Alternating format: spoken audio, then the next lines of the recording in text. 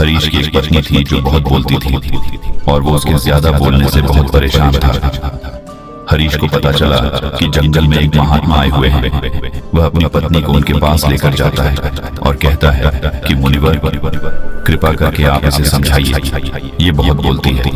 मेरे मना करने के बाद भी इसका दिन भर इसका मुंह चलता ही रहता है। मैं इसे कितना समझाता हूँ कि कम बोला कर चुप रहना सीख, लेकिन नहीं, और हर बार इसकी वजह से लड़ाई होती है।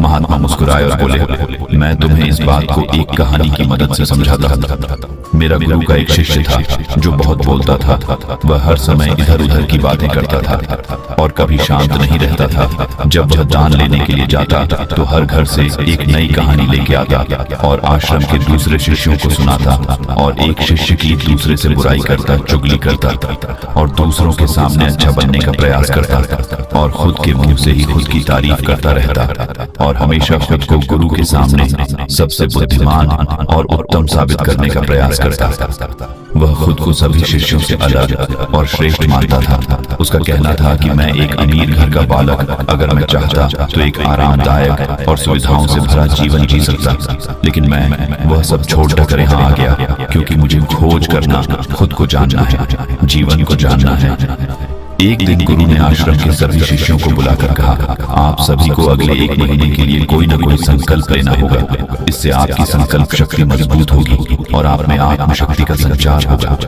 आप सभी अपने सामर्थ्य के अनुसार कोई भी संकल्प ले सकते हैं, और यदि 1 महीने से पूर्व आप में से जिसका भी संकल्प टूट जाएगा तो वह अपनी पुरानी दिनचर्या में वापस आ सकता है। सभी शिष्यों ने अपनी शक्ति के अनुसार संकल्प लिए और गुरु को अपने अपने संकल्प के बारे में बताकर वहां से चले गए। लेकिन वह शिष्य जो खुद को सबसे अलग दिखाना चाहता था, वह सीधे गुरु की कुटिया में पहुंच गया और बोला, मैं कोई छोटा मोटा संकल्प नहीं लेना चाहता, बल्कि खुद की ही जैसे एक और महान संकल्प लेना चाहता। कृपया आप ही बताएं मुझे क्या संकल्प लेना चाहिए। उसकी यह बात सुनकर गुरु मुस्कुराए बोले, क्या तुम मेरे द्वारा दिए गए संकल्प को पूरा कर पाओगे? क्या तुम्हारे लिए उसे पूरा करना संभव होगा? शायद नहीं, वह तुम्हारे लिए संभव नहीं, तुम उसे पूरा नहीं कर पाओगे, इसीलिए तुम खुद ही कोई संकल्प करो। शिष्य ने कहा, नहीं गुरुदेव, आप जो भी संकल्प मुझे देंगे मैं जरूर उसे पूरा करूंगा। गुरु ने कहा, ठीक है, तो तुम अगले 1 महीने तक चुप रहो, मुंह से एक शब्द भी नहीं निकालोगे, यही है तुम्हारा संकल्प। शिष्य ने कहा, गुरुदेव, ये भी कोई संकल्प है?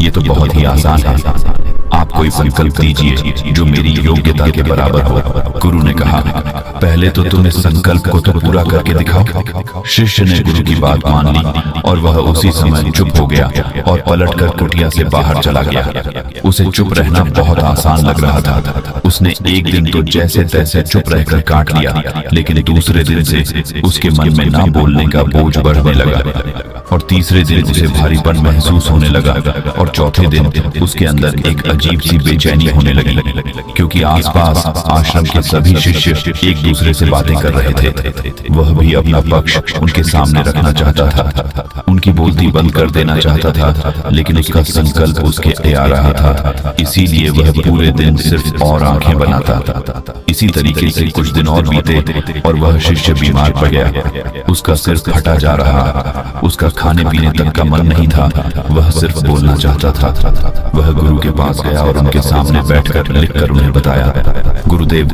मैं बोलना चाहता हूँ, बिना बोले मुझे सांस नहीं आ रही है, मेरा दम घुटता जा रहा है, मैं अंदर ही अंदर पागल हुआ जा रहा हूँ, मैं क्या करूँ? संकल्प तो दूं क्या? ये पढ़कर गुरु मुस्कुराए और बोले, मैं संकल्प लाने के लिए नहीं होते, लेकिन जो अपने संकल्प को पूरा कर लेता है वह अपनी आंतरिक शक्ति को बढ़ाता है, और जो अपनी आंतरिक शक्ति को बढ़ा लेता है वो समाज और जागृति की राह पर आगे बढ़ जाता है। संकल्प का लेना भी तुम्हारे हाथ में था और इसे तोड़ना भी तुम्हारे हाथ में है। तुम्हारे बहुत से भाई अपने संकल्प को तोड़कर अपनी पुरानी दिनचर्या पर वापस आ चुके हैं। अगर तुमसे नहीं हो पा रहा तो तुम भी संकल्प तोड़कर अपनी पुरानी दिनचर्या पर वापस जा सकते हो, लेकिन याद रहे, अगर आज तुम इस छोटे से संकल्प को नहीं संभाल पा रहे तो तुम अपनी बाकी की पूरी जिंदगी को कैसे संभाल सकोगे? बाकी फैसला पूरी तरह से तुम्हारे हाथों में है। गुरु की यह बात उस शिष्य के दिल में चोट कर गए। वो बिना कुछ बोले वहां से वापस चला गया और खुद को अपनी कुटिया में बंद कर वह केवल अपने जरूरी कामों के लिए ही कुटिया से बाहर निकलता, बाकी सारे समय कुटिया के अंदर ही बैठा रहा। 15 दिन बीत चुके थे और आश्रम के लगभग सभी शिष्यों का संकल्प अब तक टूट चुका था, लेकिन उसका संकल्प अभी भी जारी था। संकल्प लेने के बाद से अब तक उसने एक शब्द भी नहीं बोला। सारा आश्रम हैरान था कि इतना बोलने वाला इंसान चुप कैसे हो। 15 दिन बीतने के बाद वह दोबारा अपने गुरु के पास गया और लिखकर बताया है, गुरुदेव, मैं बाहर से तो चुप हूँ, लेकिन मेरे भीतर बहुत सी आवाजें हैं, बहुत सी चीख पुकार और शिकायतें हैं। मैं अंदर ही अंदर बात करता रहता हूँ। मेरा मन तरह तरह के प्रश्न पूछता है। मैं बाहर से जितना मोर, भीतर से उतने ही शोर शराबे से भरा। क्या इस तरह से मेरा संकल्प अभी भी है? गुरु ने कहा, हाँ, तुम्हारा संकल्प अभी भी जारी है, लेकिन जब तक लोगों की ये आवाजें तुम्हारे कानों में बजती रहेंगी, तुम्हारा मन बोलता रहेगा, क्योंकि इसे तो आदत है। तुम भले ही बाहर से चुप रहो, लेकिन तुम अंदर ही अंदर बोलते रहोगे। तुम्हें इन बातों से, इन आवाजों से दूर जाना चाहिए। शिष्य गुरु को प्रणाम कर वहां से चला जाता है और सुबह होते ही अपनी कुटिया जंगल की तरफ चला जाता है। कई दिन बीत जाते, संकल्प का समय भी पूरा हो जाता है, लेकिन शिष्य लौटकर नहीं आया। आश्रम में सभी को डर था कि कहीं जंगली जानवर ने उसे खाना लिया हो। इस बीच उसे ढूंढने की बहुत कोशिश की गई, लेकिन वह कहीं नहीं मिला। गुरु भाइयों ने मान लिया था कि जंगली जानवरों ने उसे अपना शिकार बना लिया है, लेकिन गुरु को ऐसा नहीं लगता। एक दिन आश्रम का एक अन्य शिष्य गुरु के पास आया और बोला, गुरुदेव, हमारे उस अधिक बोलने वाले भाई के साथ क्या हुआ होगा? क्या जानवर ने उसे मार दिया होगा? गुरु ने कहा, हो सकता है कि जानवरों ने उसे अपना शिकार बना लिया हो, लेकिन उसके न लौटने की एक दूसरी वजह भी हो सकती है। शायद उसे वह मिल गया है जिसके लिए वह गया था। फिर शिष्य ने पूछा, गुरुदेव, क्या ज्यादा बोलना इतना हानिकारक होता है? गुरु ने बोला, कहा, इंसान के जीवन के बहुत सारे दुखों में से एक दुख यह भी है कि वह कभी चुप नहीं रह सकता, हमेशा कुछ न कुछ बोलता ही रहता है। सिर्फ हमारे बोलने के कारण हमारे आधे से ज्यादा दुख पैदा होते हैं। हम में से कोई भी चुप नहीं रहना चाहता, हम बस सामने वाले को सुना देना चाहते हैं।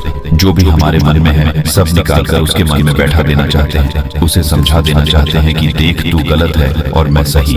इस तरीके से सुनने और सुनाने का यह काम जिंदगी भर चलता रहता है, लेकिन इस नासमझी में हम अपना समय, अपना जीवन, अपनी समझ और सबसे महत्वपूर्ण है कीमती पल जो जिए जा सकते हैं, जिनको अनुभव किया जा सकता है, जिनमें आनंद को प्राप्त किया जा सकता है, यह सब खो देते हैं। लेकिन इसके बदले हमें मिलता क्या है?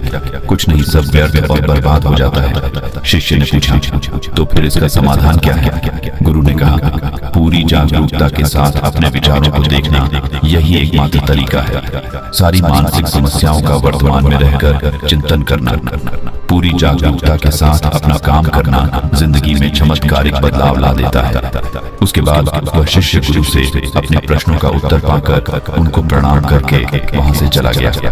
उस शिष्य को आश्रम छोड़कर कर गए 3 महीने का समय बीत चुका था, लेकिन उसकी कोई खबर नहीं। अब तक तो सभी गुरु भाइयों ने भी उसके वापस लौटने की उम्मीद छोड़ी, लेकिन एक दिन वह आश्रम लौट आता है। लेकिन अब वह नहीं था जो यहाँ से गया था, वह कुछ और ही बनकर वापस आया था। उसके अंदर एक गजब का बदलाव महसूस किया जा सकता था। उसके चेहरे पर एक गजब का ठहराव और आंखों में बनी शांति थी।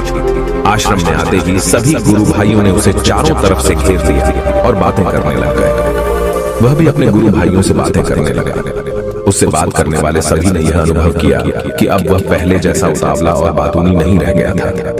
उसके मुंह से एक एक शब्द बहुत ही सुलझे हुए और मधुरता के साथ निकल रहे थे।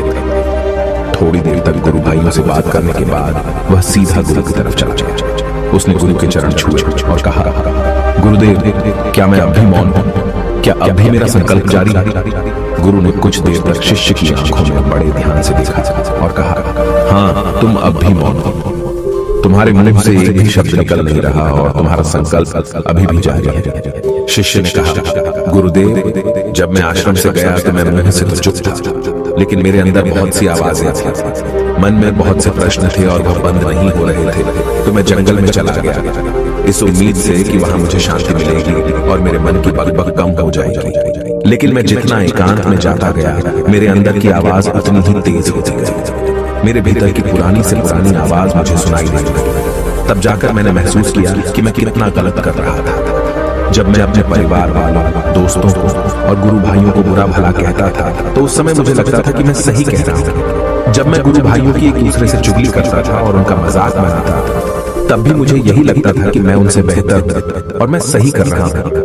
लेकिन उस दिन मैंने पहली बार महसूस किया कि मैं कितना गलत बोलता था। काफी दिनों तक ये आवाजें, ये शिकायतें मेरे अंदर चलती रही, लेकिन धीरे धीरे करके एक दिन ये सारी आवाजें मेरे अंदर से समाप्त हो गई। अब मैं भीतर से भी मौन हो गया। उस घने जंगल में बाहर से कोई बोलने वाला था नहीं और भीतर कोई आवाज बची ही नहीं थी। और मैं उस दिन पहली बार मौन का सही अर्थ समझा। मेरे चारों तरफ बहुत शांति थी। हालांकि अभी भी कुछ आवाजें आ रही थी जो पहले भी आती थी, लेकिन मैं उन्हें सुन नहीं पाता था। बराबर वह सभी आवाजें मुझे स्पष्ट रूप से सुनाई दे रही थी। हवा के चलने की आवाज, चिड़ियों के चहकने की आवाज और पानी के बहने की आवाज। ये सभी आवाजें मैंने पहली बार पूरे होशपूर्वक सुनी। अपने चारों तरफ इतनी शांति मैंने पहले कभी महसूस नहीं की थी। तो इस शांति को भंग करने के लिए मैंने पहली बार अपने मुंह से कोई शब्द निकाला।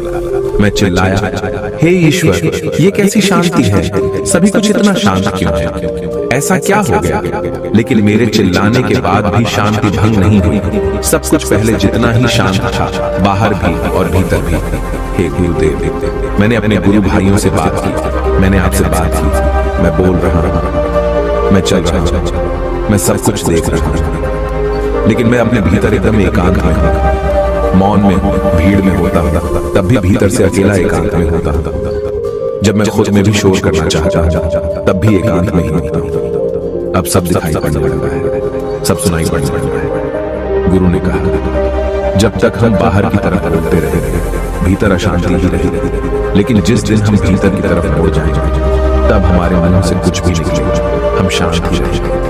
दुनिया में जितनी भी बुराइयां हैं, ज्यादातर हमारे बोलने से ही उत्पन्न बनती है, क्योंकि हम चुप रहना नहीं चाहते। हम जितनी जरूरत है उससे कहीं ज्यादा बोलते हैं। हम सामने वाले को सुनना नहीं चाहते, बल्कि उसकी बोलती बंद कर देना चाहते हैं। उसे समझा देना चाहते हैं कि मैं कौन हूं, मैं क्या कर सकता हूं, और यही हमारी जिंदगी का मकसद बनकर रह जाता है। हमारी सारी ऊर्जा व्यर्थ के बोलने में बर्बाद होती है। ऐसे ही समाज में लोगों का जीवन दुखों से भर जाता है, जो हमेशा एक दूसरे को सुनाने में लगे रहते हैं। कभी एक दूसरे को सुनना नहीं चाहते, समझना नहीं चाहते, और चुप रहना तो उन्होंने कभी सीखा ही नहीं, क्योंकि चुप रहना उन्हें छोटा महसूस करवाता है। दुनिया की सभी लड़ाइयों का कारण हमारा बोलना ही है। इसलिए हमें सिर्फ उतना ही बोलना चाहिए जितना जरूरी हो, क्योंकि व्यर्थ का बोलना ऊर्जा को नष्ट करना है, और यह बोलना ही हमें कभी अपने भीतर की ओर लौटने नहीं देता, क्योंकि यह हमें बाहर की ओर खींच कर रखता है, और बाहर है ही क्या इस संसार के अलावा।